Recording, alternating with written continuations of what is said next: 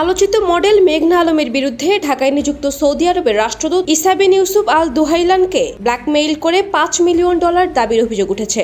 কিন্তু মেঘনা আদালতে শুনানি চলাকালে ওই কূটনীতিককে নিজের স্বামী বলে দাবি করেছেন।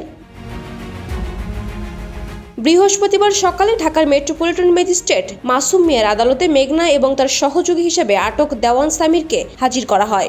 এরপর বিদেশি রাষ্ট্রদূতদের সুন্দরী মেয়ে দিয়ে প্রেমের ফাঁদে ফেলে ব্ল্যাকমেইলের অভিযোগে রাজধানীর ধানমন্ডি থানায় দায়ের করা প্রতারণা মামলায় তাদের গ্রেপ্তার দেখানোর জন্য আবেদন করেন মামলার তদন্ত কর্মকর্তা। শুনানি শেষে ম্যাজিস্ট্রেট মাসুম মিয়া তাদের এ মামলায় গ্রেপ্তার দেখানোর নির্দেশ দেন।